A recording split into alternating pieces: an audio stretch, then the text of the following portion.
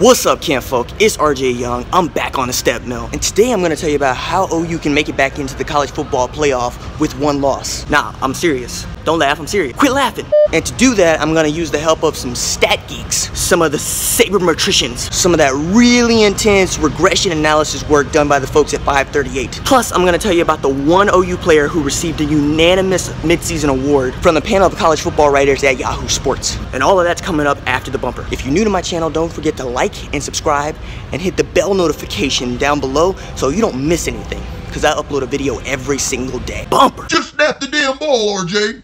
Okay, so we all know that OU was sitting pretty before Iowa State. In fact, according to the guys that probably got better grades than you did in statistics class at 538, OU had a 45% chance of making the college football playoff if they won every single game they played during the regular season. That would also mean that they had won the Big 12 championship, beaten TCU and Oklahoma State, Texas, Kansas State, West Virginia. You know, all the teams we got to play here in the next 2 months. But it didn't factor in a loss to Iowa State. And seriously, neither did I, or you, or neither did the folks at Iowa State. I mean, tell the truth, shame the devil. Y'all didn't expect to beat Oklahoma, especially at Owen Field. Christmas came early, you're welcome. But for the Sooners, that means that we really don't have any margin for error whatsoever. It means, yeah, we could sneak into the New Year's Six Bowl with 2 losses, but there's not a chance in Hades that we could get into the college football playoff with 2 losses. So we have to win out, especially since we got that scarlet letter losing to Iowa State, which is gonna hang around our neck like an anchor ready to drown us. I mean, that's what happens when you take a number 3 ranking and flush it down the toilet. But we didn't quite go down the bowl because we're still number 12. We're floating in the water, rearing our ugly heads saying, you're gonna have to go get the plunger to finish us off. Yes, I just equated OU football to a turd in a bowl that won't flush. See Bob Stoops.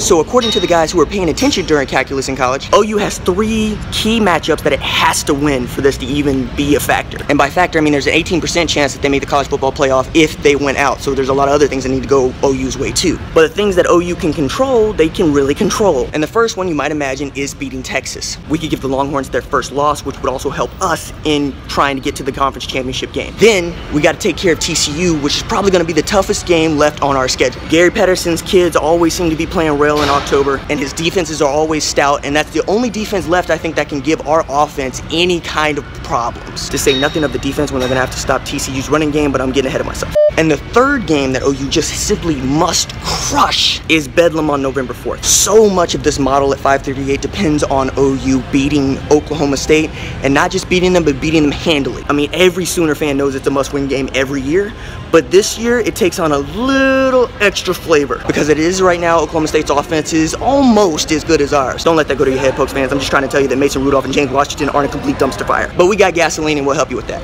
But all that's the stuff that OU can take care of on its own.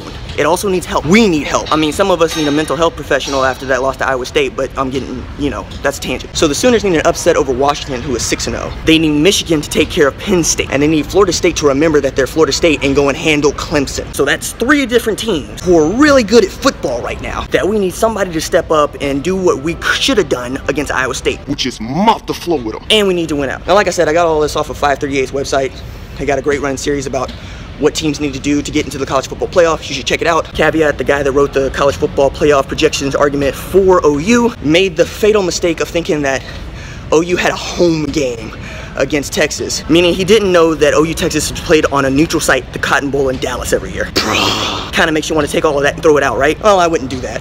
I mean, they do good work, even if they should know the basics of college football.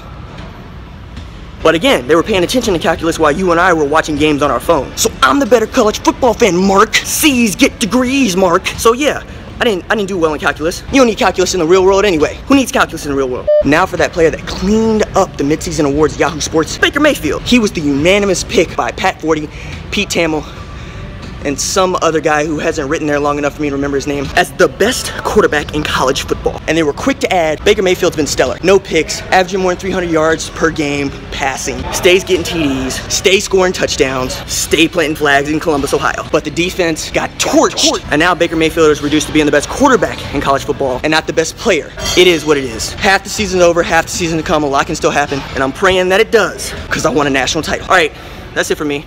If you like the videos, don't forget to like them and subscribe to my channel. I'll see y'all tomorrow. Deuces.